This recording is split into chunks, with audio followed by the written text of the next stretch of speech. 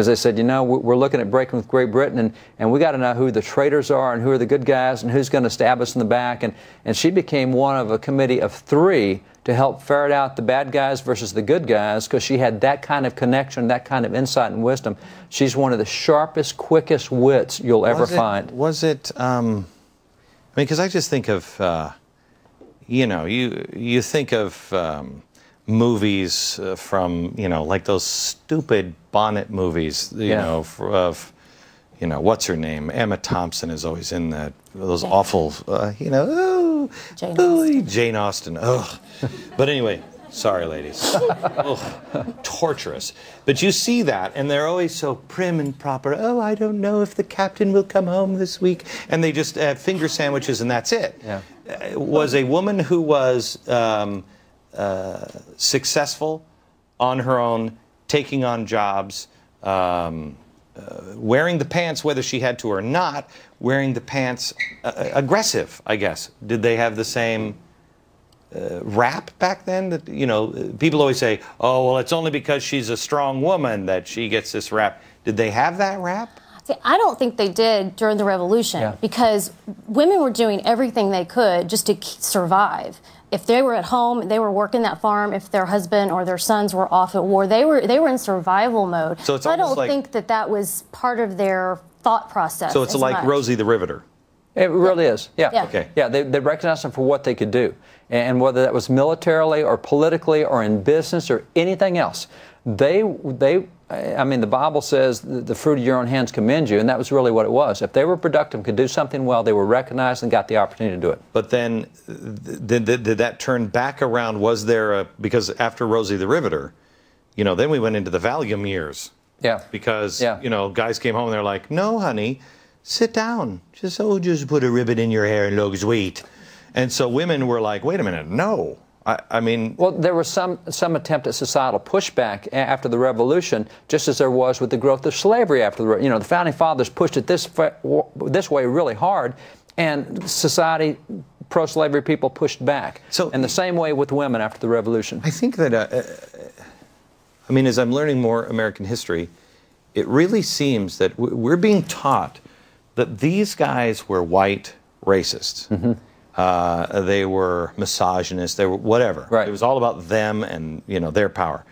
Really, it seems like there was a collection of amazing people, black, white, male, female, and the problem was us, the schlubs afterwards. Yeah. That after that vision was complete, really kind of people started relaxing a little bit and then gaining their own power, and it just kind of, it spiraled almost backwards in some way. It did, but part of that's intentional. And, you know, as much as you are on socialism and expanding it, the term revisionist actually came officially in 1903 and is part of Marxian socialist propaganda. I mean, that's a term that they invented. And they said the reason you do this is you want to sever people from the old and move them in a new direction. You want to evolve society. You want transformational change. Revisionism was identified as a tool by which you can transform a culture. And so what we started doing is we had to make all these guys look bad, otherwise we'll be attached to them. So we got to make them look like a bunch. Did anybody know that? Did anybody just know that? I didn't know that.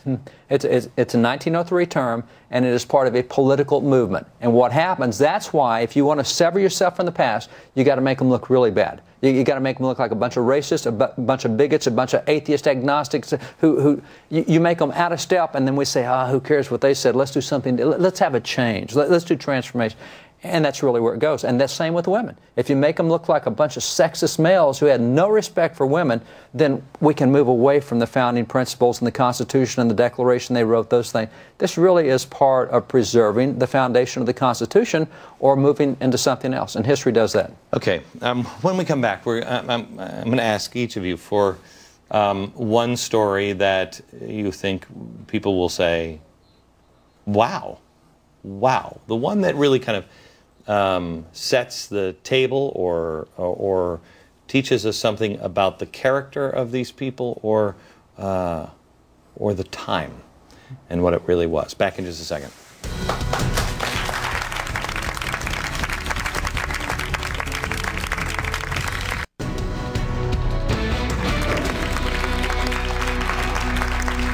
Welcome to Founding Fridays. I want to make sure you log on to glennbeck.com and sign up for our Insider Extreme, where you can watch the 5 things you didn't know about the women of the Revolution. Back with us now, David Barton and Jane Hampton Cook.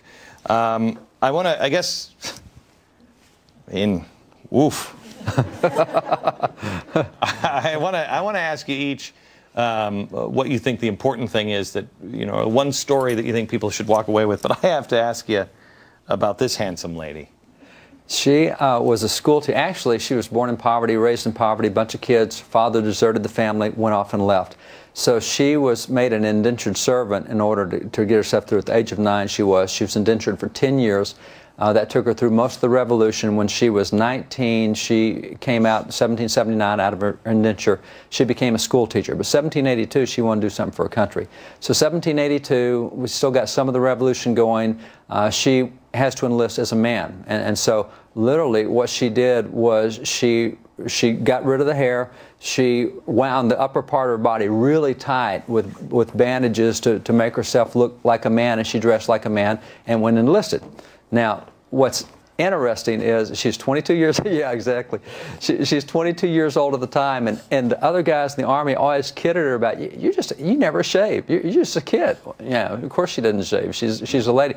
She got wounded in a battle up at West Point, and she treated the wound herself so no one would find out what her gender was. Holy cow. She later in Philadelphia came up with a really high fever, almost unconscious, and so a physician had to check her, and at that time found out what her gender was. So when they found out the gender, they quietly moved her out of the Army. But General Henry Knox is the one that gave her an honorable discharge out of the Army at West Point. Wow. She ends up with a military pension because she served as a soldier, and if you were a soldier, you got the pension. So pretty cool story, but pretty tough lady. She went back to teaching school afterwards, and by the way she got the pension was interesting because she used to travel across America giving lectures on what she had done as a soldier, and she'd wear her uniform. And it was Paul Revere who wrote Congress and said, you forgot to give a pension to this lady over here. And she got the pension because Paul Revere wrote Congress and pointed out that they hadn't given her pension. I'm telling you, I want my pension. I fought. All right.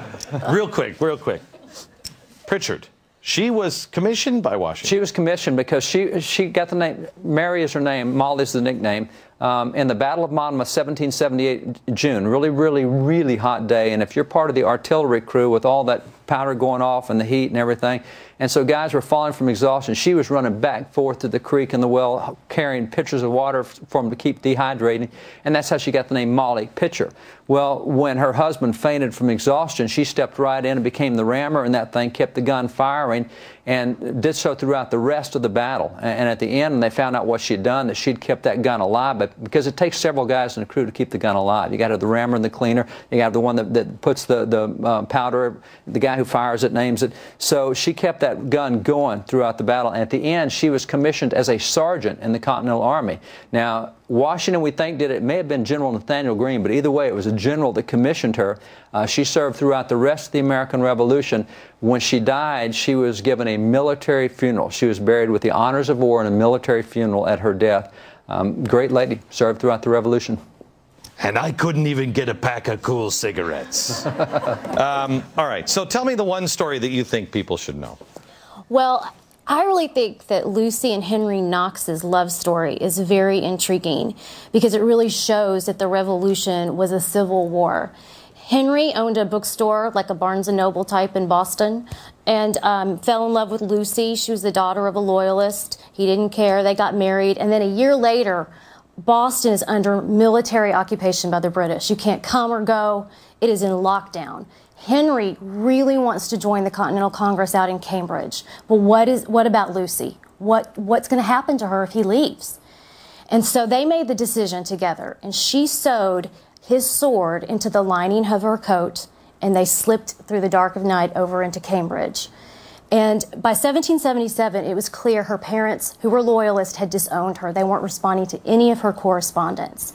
But Henry recognized what a sacrifice his wife had made, and he wrote her a letter, and he said this: although father, mother, sister, and brother have disowned you, your Henry will always consider you the best boon of heaven. And he recognized that she had lived loudly for liberty, just as loudly as anybody else, and he appreciated that about her. And you just see how families were torn apart because they had to make a choice. Well, so really, you know, within 80 years or so, we had almost 2 civil wars. Yeah. We had the Revolutionary War, which was a civil war. We don't think of it that way. We think of the British, but I mean, how many of the founders walked around, you know, talking like this?